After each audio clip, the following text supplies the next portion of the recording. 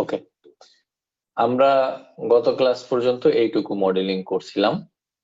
এই এখানে toilet exhaust করা হয়েছে, স্প্লিট এসি দেওয়া হয়েছে, তারপরে এখানে এফসিউ বসানো হয়েছে, ঠিক আছে। এরপরে এইচইউ ডাক্টিং করা হয়েছে, এবং যদি 3D দেখেন আমরা এই যে এই এফসিউ গুলো বসাইছি। হ্যাঁ, এটা হলো ডাক্টিংটা, এইচইউ ডাক্টিং। এখন থিঙ্ক করেন, আমার ডাক্টের একটা ফর্মুলা সবসময় মনে রাখতে হবে। ধরেন এই 3Dটা আমি ওপেন করি, এখানে এটা কি করলাম দেখেন, আমি এটা একটা ট্যাব মাউসটা এটার উপরে রাখলাম, রাইখা একটা ট্যাব দিলাম, এইটুকু সিলেক্ট হলো।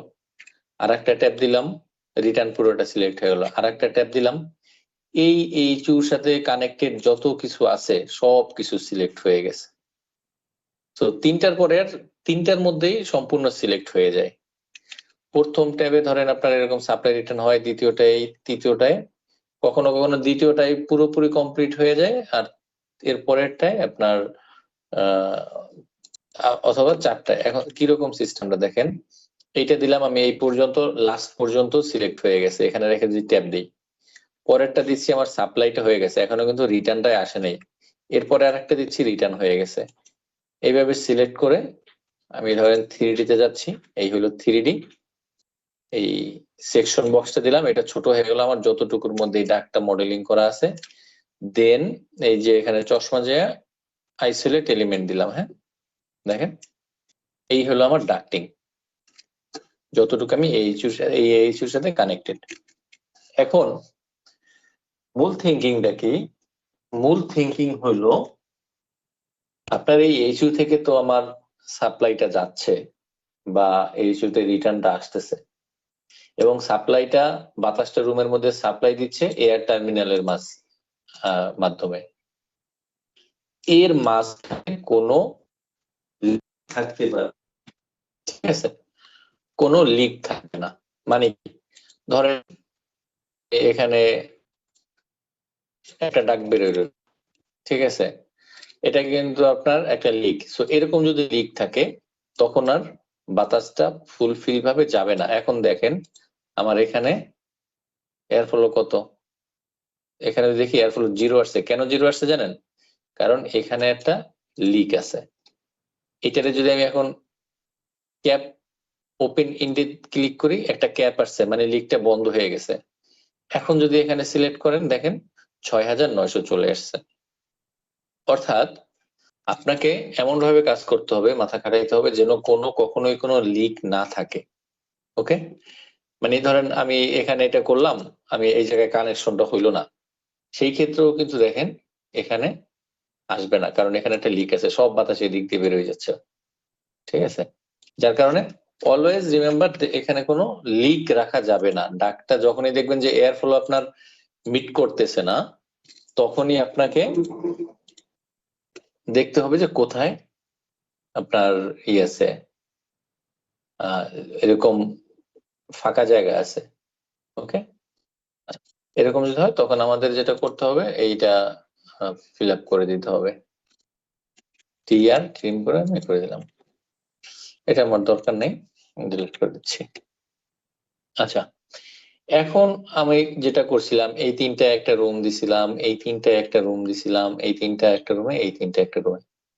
বাট আপনি থিঙ্ক করেন যে আমার ধরেন এই রুমটায় একটু মডিফিকেশন আছে, আমার এই রুমটা এই মুহূর্তে ম্যানুফ্যাকচারিং অফ আছে, কাজ অফ আছে, আমার এই রুমে এখন বাতাস দেয়া যাবে না। তখন আমি কি করব? আমার এই রুমে বাতাস দেয়া যাবে না, তখন আমার এই রুমের এই ডাক খুলে ফেলতে হবে। ডাক যখন আপনি খুলে ফেলবেন বা বাতাসটা বন্ধ করতে চাইবেন, এখন আমার তখন কি করতে হবে? এই জায়গাটায় আমার কিছু একটা তো দিতে হবে। যদি কিছু একটা না দিই তখন আমি এই ডাক খুলতে পারবো না, বা আমার বাতাস অফ রাখতে পারবো না, বাতাস হুড় হুড় হয়ে গেলে সব বাতাসের দিকে চলে যাবে যদি আমি করি। এই জন্যই কি করে ডাক্ট অ্যাক্সেসরিজ দেয়, ক্যাপ দেয় বা এমটি দেয়, motorise damper, hand damper, manual damper, এগুলো দেয়। হ্যাঁ, এগুলো কি করে বাতাসের আপনার কতটুকু বাতাস লাগবে এটা কন্ট্রোল করে এবং সময় প্রয়োজন অনুযায়ী রাখা যায়। বেসিন বললাম যে ধরেন আপনার এই রুমটা এখন আমার কনস্ট্রাকশন অফ আছে, ম্যানুফ্যাকচারিং অফ আছে, আমার এখন এই রুমের বাতাস দেয়া যাবে না, তাইলে কি আমি পুরোটা খুলে ফেলবো? এটা না করে এখানে ধরেন একটা ড্যাম্পার দিয়ে দিল। এই যে এখানে ডাক্ট অ্যাক্সেসরিজ একটা অপশন আছে, এই জায়গাটায় অনলি লোড করা আছে রেক্টেঙ্গুলার ফায়ার ড্যাম্পার, বাট আমরা দেব হইলো অন্য একটা ড্যাম্পার দেব। তাহলে আমি এখানে ডাক্টে যাই, অ্যাক্সেসরিজ, ধরেন ব্যালেন্সিং ড্যাম্পারটা দিই। এগুলো অ্যাকচুয়ালি আরো অনেক নাম হয় এবং কোম্পানিগুলোর নিজস্ব প্রোফাইল থাকে। এই যে ধরেন একটা হ্যান্ডেল আছে, এইটা ঘুরে অফ করে দিবে। এখন যদি ধরেন যে এই রুমের যেহেতু আমার বাতাস দরকার নেই, আমি এই হ্যান্ডেলটা ঘুরে অফ করে দিলে এই রুমে বাতাস আসবে না, কিন্তু অন্য রুমের কনস্ট্রাকশন ঠিকঠাক ভাবে চলবে। অথবা ধরেন আমার এই ডিফিউজারটা একটা প্রবলেম হয়েছে এয়ার টার্মিনালটায়, তাহলে আমি এই রুমের বাতাস অফ করে দিব, তাইলে আমি এখানে দিয়ে অফ করে দিলাম। অথবা ধরেন আমি এটা তো রাউন্ড আছে, সো আমি রাউন্ড একটা নিচ্ছি, ব্যালেন্সিং নাম্বার রাউন্ড, হ্যাঁ এটা নিচ্ছি। এটা এখানে আসলেই এরকম, এখানে আসলেই দেখবেন এই যে একটা লাইনের মিডিল অপশন, বা এখানে ধরো একটা এইটা দিলাম, এটা দিলাম, আবার এটা দিলাম। এখন এখানে কি দাঁড়াইছে, আমি চাইলে আমি যদি এটা অফ করে দেই, ফুল রুমের এয়ার সাপ্লাই বন্ধ হয়ে যাবে, রাইট? অথবা আমার এই জায়গাটায় একটু প্রবলেম হয়েছে, এই জায়গাটা আমি অফ করলেই হবে, এটা চেঞ্জ করো, হয়তো আপনার 2 মিনিট লাগবে। সেই ক্ষেত্রে আমি এইটা চালু রাখি না, এইটাও চালু থাকবে, এইটাও চালু থাকবে, শুধু এটা অফ করে দিতে পারি। শুধু যদি এইটা অফ করে দিই, এটা অফ করে দিয়ে জাস্ট এয়ার টার্মিনালটা এখান থেকে সরাই দিয়ে নতুন একটা এয়ার টার্মিনাল প্লেস করে দিল, কানেকশন দিয়ে দিল, বাস রানিং হয়ে গেল। তাইলে এখান দিয়ে ওই সময়টুকু বাতাস বেরোলো না। সো এটা হলো আপনার কাজ করতে গিয়া তখন মাথায় থিঙ্কিং করতে হবে যে আসলে এটা ঠিক আছে কিনা, কিভাবে আমার এটা ডিজাইন করলে এই ডাক্ট অ্যাক্সেসরিজ গুলো ঠিকঠাক ভাবে বসানো যায়। এটুকুতে কারো কোনো কোশ্চেন আছে? কথা যদি না বলেন তাহলে ধরে নেব যে আপনারা সবাই বুঝছেন। তাহলে আমরা যদি মোটামুটি আপনার ডাক্টিংটা আমাদের এই পর্যন্তই, আমরা এরপরে বিওকিউটা দেখবো। ওইটা দেখবো হলো যখন আমরা পাইপিং করব, ইলেকট্রিক্যাল করব, তখন একসাথে আমরা এই বিওকিউটাও দেখবো এবং আপনার ভিউ রেঞ্জ দেখবো, ফিল্টার দেখবো, হ্যাঁ ওই জিনিসগুলো দেখবো।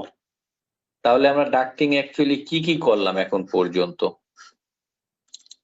আমরা একটা লেআউট নিছি, এই লেআউট অনুযায়ী আমরা প্রথম এইচব্যাক জোনিং করছি, যেটা আমরা করছি আর্কিটেকচারাল মডেলে। এটা ওপেন করি। আপনাদের জন্য একটা সাজেশন, আমি এখানে জাস্ট তো দেখানোর জন্য ওপেন করলাম। চেষ্টা করবেন অলওয়েজ আলাদা আলাদা রিবিট ফাইলে রিবিট ওপেন করতে, ঠিক আছে? আলাদা আলাদা রিবিট ফাইলে ওপেন করতে চেষ্টা করবেন। মানে ধরেন আমি তো একই ফাইলের মধ্যে দুইটা ওপেন করছি, এইটা একটা এমএপি এবং এটা আর্কিটেকচারাল। আপনারা চেষ্টা করবেন সবসময় আলাদা আলাদা ফাইল ওপেন করতে। এবং কখনো কখনো যদি মনে হয় যে আমার এই জিনিসটা এই মডেল থেকে এই মডেলে কপি করা দরকার, সেই ক্ষেত্রেই এক মডেলে ওপেন করবেন, এছাড়া আলাদা মডেলে ওপেন করবেন। ওকে, তাহলে এখন একটু সামারি করি আমরা এইচব্যাকে এখন পর্যন্ত কি কি দেখলাম। আমরা একটা আর্কিটেকচারাল মডেল নিছি, আর্কিটেকচারাল মডেল অনুযায়ী আমরা এইচব্যাক জোনিং করছি। আপনাদেরকে এই মডেলটাও দেওয়া আছে, আপনারা যে এই রুমগুলোর জোনিং বসাবেন। আমরা এখানে একটা প্যারামিটার অ্যাড করে দিছি, এই যে এইচব্যাক zoning, humidity, room height, temperature, এগুলো অ্যাড করে দিছি। দেন আমরা কি করলাম, এই মডেলটা একটা এমএপি ফাইলে লিংক করলাম, লিংক করে আমরা ক্যালকুলেশন অনুযায়ী এয়ার টার্মিনাল বসাইলাম, দেন আমরা ডাক্টিং করলাম, ডাক্টিং এর সাইজিং দেখলাম কিভাবে সাইজিং করতে হয়, ভেলোসিটি দিয়ে কিভাবে সাইজিং করতে হয়। এরপরে আমরা স্প্লিট এসি বসাইছি, এক্সজস্ট করছি, তারপরে আউটডোর ইউনিট বসাইছি, সাপ্লাই রিটার্ন ডিফাইন করছি, ঠিক আছে। এই ভিডিওগুলো দেখা আপনারা এর ডাক্তারও কম করবেন। এটা হলো আমাদের হোম টাস্ক। ভাই ট্রাই না করলে কিন্তু হবে না, ট্রাই করলে প্রবলেম আসবে, প্রবলেম গুলো সলভ করে নিতে পারবেন। আর যদি ট্রাই না করেন তারপরে এই সাইজিং কিভাবে করতে হয় সেগুলো দেখাইছি, ঠিক আছে।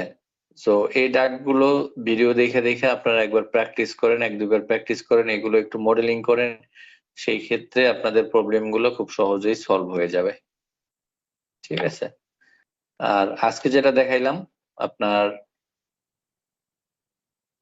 এই যে ড্যাম্পার বসানো, এগুলো আপনারা এই সব জায়গায় আপনাদের মতো করে বসাবেন। যেমন দেখেন ড্যাম্পারের ক্ষেত্রে কিন্তু একটা ব্যাপার আছে, সেটা হলো এই ডাকটার সাইজ কত ছিল, 350 300। এরপরে আমি এই ডাকটার সাইজ বসাবো, এটা কত 300 ইন্টু 250। এটা কিন্তু অটোমেটিক সাইজ হয়ে গেছে। বাট কখনো কখনো অনেক ফ্যামিলি আছে যেগুলো এই সাইজগুলো ম্যানুয়ালি আমাদের চেঞ্জ করে নিতে হয়, আবার এই তখন এডিট টাইপে গিয়ে এডিট টাইপের মধ্যে সাইজ থাকে তখন চেঞ্জ করে নিতে হয়। হ্যাঁ, কিন্তু ম্যাক্সিমাম সময় পাবেন অটোমেটিক, যে দিলে আপনার অটোমেটিক সাইজ ধরে নেয় যে কোনটার কত সাইজ। এটা ডিলিট করে দেই, আর দরকার নেই। দেন এটা দিয়ে দিলাম। আচ্ছা আচ্ছা, একটু বাকি আছে, আর একটু বলে দেই। আমরা এটা ট্যাগিং করবো যেমন, হ্যাঁ এটা যদি আমরা এখন ট্যাগিং করি, ট্যাগিং কি করবো, এই যে উপরে দেখেন এখানে আছে ট্যাগ বাই ক্যাটাগরি, সিলেক্ট করলাম, এটা আসছে। এটা কত আসলো, ডাক সাইজ ট্যাগ এটা অনলি, হ্যাঁ। আর যে আমি এইটা সিলেক্ট করে দেই, সিস্টেম অ্যাব্রিভিয়েশন নাই, এটা কেন নাই সেটা একটু দেখতে হবে। এটা ক্লিক করে আমি এডিট ফ্যামিলিতে যাচ্ছি, সিস্টেম অ্যাব্রিভিয়েশন, এটা সিলেক্ট এডিট লেভেলে যাই, সিস্টেম অ্যাব্রিভিয়েশন ধরছে, এটা মেবি আমাদের এখানে খালি আছে। এটা যদি ডাক ধরি আমি নিচে আসি, এই সিস্টেম খালি আছে, যার কারণে এটা আসে নাই। এটা কিভাবে আনা যায়, যেমন এটা হলো সিস্টেম ক্লাসিফিকেশন সাপ্লাইয়ার, আমি এখানে যাচ্ছি,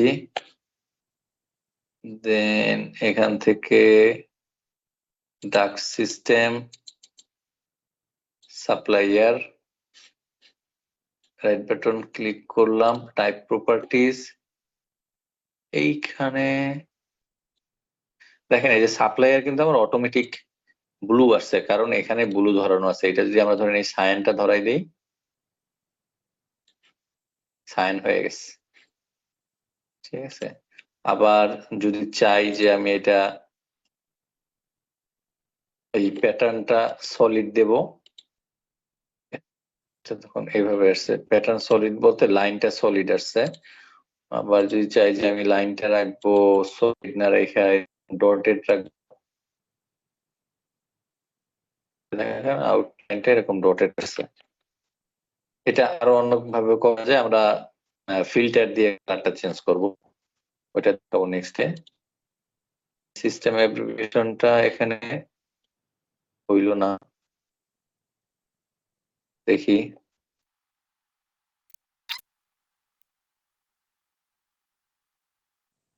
এটা পরে দেখাতে পারি। যেমন সাপ্লাইয়ার এর ক্ষেত্রে এসে আসে সিস্টেম অ্যাব্রিভিয়েশন, এগুলো আলাদাভাবে সেট আপ করা যায়, হ্যাঁ এটা নেক্সট ক্লাসে দেখাই দেবো। এটা এখান থেকেই আসে, আমার যতটা মনে আছে এখান থেকে আসে, আজকে কেন পাচ্ছি না, এটা নেক্সট ক্লাসে দেখাই দেবো, সমস্যা নেই। আচ্ছা, তাহলে আমি এখান থেকে এটা একটা ধরেন ধরাইলাম 600 ইন্টু 500, এই ডাক্টের সাইজ, এই ডাকটা ধরেন দেখেন এখানে 600 ইন্টু 500 আছে। আবার আমি এটা এই যে এখানে ট্যাগ দিচ্ছি, এখানে লিডার আসছে, লেডারটা যদি অফ করি তাহলে সরাসরি উপরে বসবে। আর যদি লেডার অন করি তখন এখানে আর একটা মিলিমিটার অপশন আছে, এটাকে যদি এখন 5 দেই তাহলে এটুকু 5 মিলিমিটার উপরে বসতেছে। আর যদি আমি ধরেন এইটা অফ করে দিই তাহলে মিডলে বসতেছে। এবং সেই সাথে আর একটা জিনিস আছে, এটা সিলেক্ট করলে অ্যাটাচ ইন্ট, এটা যদি আপনার লিডার অন থাকে সেই ক্ষেত্রে অ্যাটাচ ইন থাকে। এটা কিরকম জিনিস, ধরেন এটা দিলাম, এখানে একটা লিডার আসছে এবং এই লিডারটা আমি যে ডাকটা সিলেক্ট করছি ওই ডাকটার উপরে আসছে, এই জন্য হলো অ্যাটাচিড। আমি যদি ফ্রি ইন দেই তখন এখানে আর একটা ডট আসছে, আমি চাইলে এখন এটা এইভাবে সরাই দিতে পারি, তাইলে আমার মতো করে আমি সরাই দিতে পারবো। আর যদি আমি সেটা না করি অ্যাটাচ ইন দিই তাহলে এটা অটোমেটিক এটার উপরে ধরবে। ঠিক আছে, এখন আমি সাইজ দিলাম, বাট আমাদের আর একটা জিনিস দিতে হয়, সেটা হলো এটা ঠিক কতটুকু উপরে বসছে। এখানে দেখেন একটা দাগ ধরলে আমার এখানে কয়েকটা ডাটা আসবে, bottom elevation, middle elevation, top elevation. So আমার এই ডাটাটা দিতে হয় এখানে, না হয় যারা কনস্ট্রাকশন করে ওরা কিন্তু জানবে না যে আমার দাগটা ঠিক কোন লেভেল দিয়ে যাচ্ছে। ঠিক আছে, সো এই জন্য আমরা কি করব, আর একটা ডাক ট্যাগ নিব। হ্যাঁ, ধরেন আমি একটা ডাক ট্যাগ নিলাম, এটা এখান থেকে ডাক ট্যাগ আনতে হবে নতুন করে, অ্যানোটেশন, মেকানিক্যাল ডাক্ট। এই যে যেমন আছে একটা বটম এলিভেশন ডাক্ট, ফ্ল্যাটস, এগুলো অনেক কিছুই আছে। সো আমি এখানে বটম এলিভেশন ডাক্টটা নিচ্ছি, টপ এলিভেশন আছে, এগুলা চেঞ্জ করা যাবে। আমি বটম নিচ্ছি, তারপরে দেখাচ্ছি কিভাবে চেঞ্জ করতে হয়। দেন এখন আমি এটাকে লোড ইনটু প্রজেক্ট দেবো। আমার এখানে তিনটা প্রজেক্ট আছে। কি কি? একটা হলো আমার আর্কিটেকচার ওপেন করছি, এমএপি ওপেন করছি, আর একটা যে ডাক্টের ট্যাগ ওপেন করছি। বাট আমি নেব কি এমএপি, যার কারণে আমার এমএপি প্রজেক্টে চেক মার্ক করে ওকে দিতে হবে। এই আর দেন আমি ধরেন এখন এটা লোড হয়ে গেছে, এখানে আসলাম। এটা যদি দেখেন এখানে অনেকগুলো ফাইল ওপেন হয়েছে। মানে কি? মানে হইলো আমি যে কয়টা ভিউ ওপেন করছি সবগুলোই এখানে আছে। আমি এখন যদি এটা ক্রস করি, আমি যে কোনো প্রজেক্টের লাস্ট যে ভিউটা অন ছিল ওই ভিউটা বাকি ভিউ গুলো ক্লোজ হয়ে যাবে।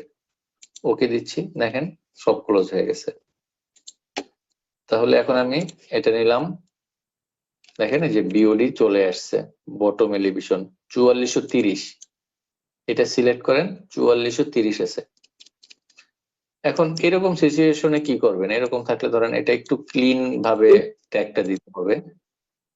বিওডি মানে কি? Bottom of duct. বিওডি মানে হলো বটম অফ ডাক্ট, সিওডি মানে হলো সেন্টার অফ ডাক্ট, টিওডি মানে হলো টপ অফ ডাক্ট। ঠিক আছে, তো এটা সিলেক্ট করলাম, দেখেন এখানে এটা আসছে। সো এখন আমি যদি এডিট ফ্যামিলিতে যাই, এটা হলো একটা টেক্সট আছে, আমি এটারে ধরেন এখন টিওডি করব, তাহলে আমি একটা টি করে দিলাম। এইটা সিলেক্ট করলে দেখেন এডিট লেভেল একটা অপশন আসছে, এখানেও আসে এখানেও আসে। এটা সিলেক্ট করে বটম অফ ডাক্ট এখানে আসছে, বটম এলিভেশন, আমি টপ এলিভেশন খুঁজে পাই কিনা দেখি, এই দেখেন টপ এলিভেশন। তাহলে এটা হলো টপ এলিভেশন, এটারও একটা স্যাম্পল ভ্যালু যে আমার ইসে দেখাবে, এবং এইটা আমি ক্লোজ করে দিলাম। এখানে এটারে সিলেক্ট করে রেডিশনের মধ্যে নিয়ে আসলাম। হ্যাঁ, ওকে। এখন আমি এটা আবার লোড করব সেম প্রজেক্টে, তবে এটা তার আগে আমি একটা নাম দিয়ে নিই, কারণ এই ফ্যামিলিটার নাম ছিল কি এম বটম এলিভেশন ডাক্টেক্ট। আমি ধরেন এই ফ্যামিলিটার নাম দেব, এটা আমাদের প্রজেক্টের মধ্যে নিয়ে যাই, ফ্যামিলি এম বটম এলিভেশন ছিল না, এটা আমি করবো তাহলে টপ এলিভেশন, অন দিয়ে দেব, সেভ দিলাম, আবার এমএবি তে ক্লিক করে নিয়ে আসলাম, সেভ চাইতেছে, অনেকক্ষণ ধরে কাজ করতেছি। সো এটা বিওডি আছে 4445, এটা সিলেক্ট করলে যে 4445, আমি এটা সিলেক্ট করে প্রথম এখানে দিলাম বিওডি, দেন এটা সিলেক্ট করে এখান থেকে গিয়ে আমি টপ ডিভিশন দিলাম 4904, এটা সিলেক্ট করেন, দেখেন 4904 আছে।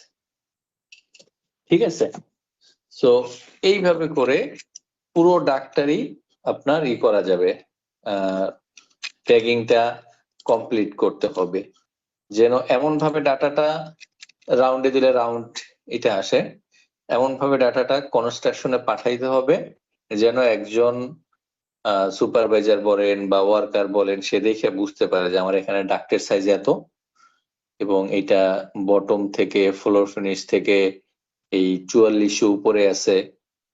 সে ওইভাবে করে ডাক্টের সাইজ গুলো করে। ওরা কি করে, ধরেন প্রথম এই ডাক গুলো আলাদাভাবে মানে নিচে বসে বানাই ফেলে। যে আমি যখন এখানে সাইজ দিচ্ছি না, সাইজ দেওয়ার সাথে সাথে ওরা এই লেনটা জেনে নেয় বা স্কেল ধরে জেনে নেয়, অটোক্যাড ফাইল দেয় সেখান থেকে জেনে নেয়। সো তখন কি করে, ওই নিচে ফ্লোরে বসে এই ডাক গুলো বানায়া দেন এই এলিভেশন অনুযায়ী এই ডাক গুলো উপরে ঝুলায় কানেকশন দিতে দিতে এক মাথা থেকে আরেক মাথায় চলে যায়। আচ্ছা, লেন্থ কি এখানে দিয়ে দেওয়া যাবে না?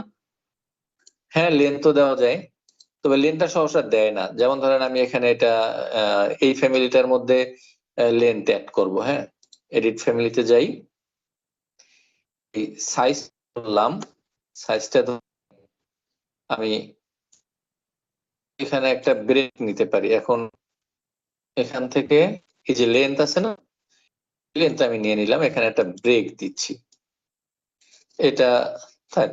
ওকে, এখন আমি যদি এটা লোড ইনটু প্রজেক্টে দেই এই এমইপির মধ্যে, দেখেন লেন্থ কিন্তু এখানে চলে আসে 7757। এটা সিলেক্ট করেন, এই যে দেখেন লেন্থ 7757, ঠিক আছে। এখন ঘটনা হলো এই লেন্থটা কিসে, মিলিমিটারে।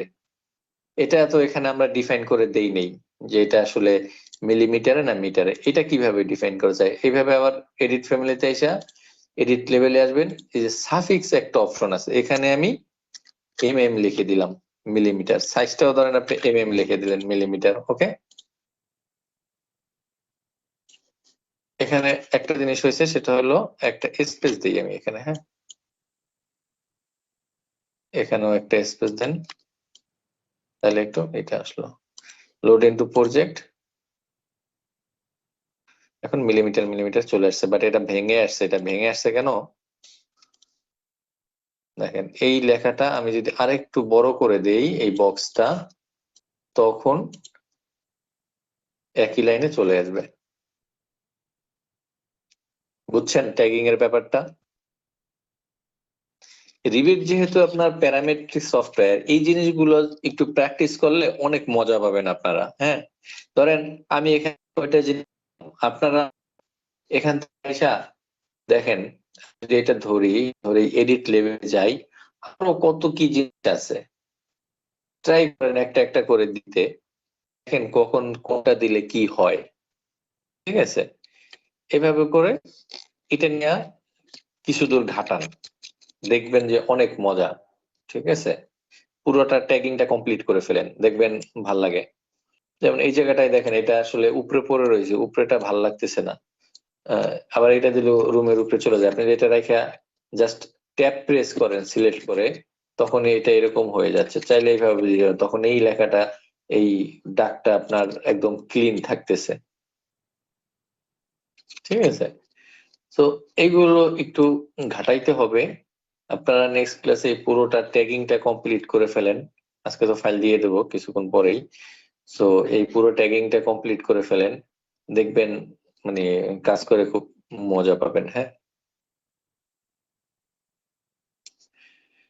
আচ্ছা আমি বলেন তো এই পর্যন্ত। হ্যাঁ, এই যে আপনার বলেন ভাই। আর্কিটেকচার শিট এবং মেকানিক্যাল যে শিট, দুইটা শিটেই তো কাজ হুম, করতে হবে, তাই না? এটাকে কি বলে, আর ওয়ার্ক সেট? ওয়ার্কসেট তো এখানে থাকে। হ্যাঁ, এখানে যে আমি যেমন একটা ড্রয়িং নিয়া, ওইটা তো আর্কিটেকচারে থাকে না প্রথম, ওইটার উপরে কি মেকানিক্যালের কোনো কাজ করতে পারবো? এটা ওটাও করা যায়, তাইলে আর আপনার লিঙ্ক করার দরকার নাই। যদি আপনার মনে হয় যে আমার মডেলটা ছোট আছে, হ্যাঁ। আমার ফাইল বেশি ভারী হবে না, সেই ক্ষেত্রে আমি যে লিঙ্ক করা ফাইল দেখাইছি না, ওইটুকু ভুলে যান। আপনি ডাইরেক্টলি ওই আর্কিটেকচারের মধ্যেই কাজ শুরু করে দিবেন। এটা আমি তবে কিছু, হ্যাঁ বলেন। জি, আমি মামুন বলছিলাম। আগে তো আর কখনো কথা বলিনি। আমার মনে হচ্ছে যে ফাইল ছোট হোক আর বড় হোক, আমরা যদি লিঙ্ক করে করি তাহলে মনে হয় আমাদের জন্য ভালো, কারণ একটা সময় না একটা সময় গিয়ে ফাইল কিন্তু বড় হয়ে যায়, অনেক এমবি ভারী বেড়ে হয়ে যায়। যায়, অনেক জি। ভারী হয়ে যায়, এবং সামনে আরো কিছু প্রবলেম আসবে। ধরেন আমার এরপরে আমরা একটু এইচব্যাক করতেছি না, তারপরে আমরা ইলেকট্রিক্যাল করব, প্লাম্বিং করব।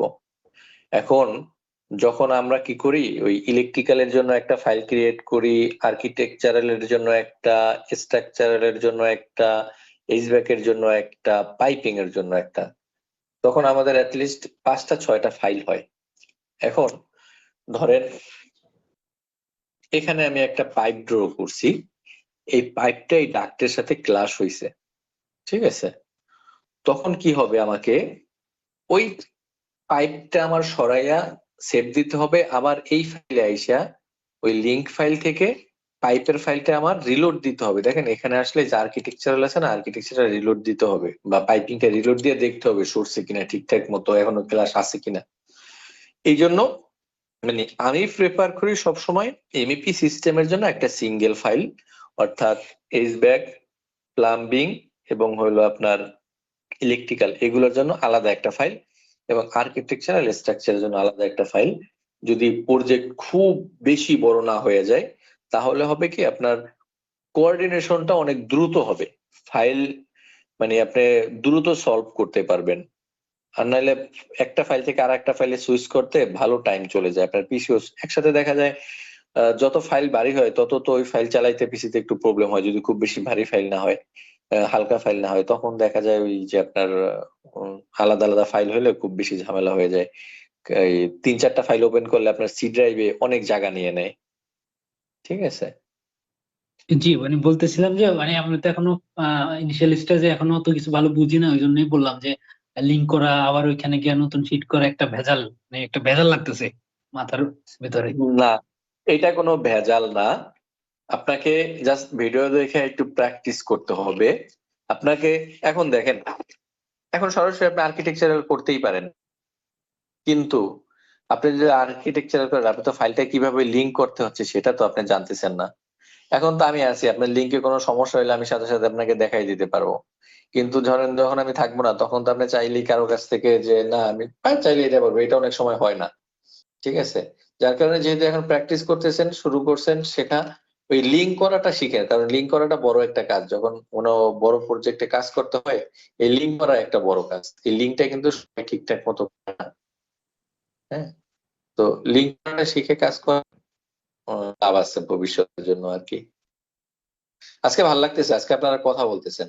কথা যদি না বলেন তাহলে ক্লাসে আসলে মজা পাওয়া যায় না, মনে হয় যে আমি একাই বকবক করে যাচ্ছি, কেউ কোনো রিপ্লাই দিচ্ছে না, কথা বলতেছে না। না, আজকে তো শুক্রবার, এজন্য একটু ফ্রি টাইম নিয়ে কথা বলা যাচ্ছে। মাঝে মধ্যে তো ওই দিন যখন আপনি ক্লাস নিচ্ছিলেন তখন আমি গাড়িতে ছিলাম, তো গাড়িতে আরো আচ্ছা লোকজন আচ্ছা। ছিল, তো এজন্য কিছু প্রশ্ন থাকা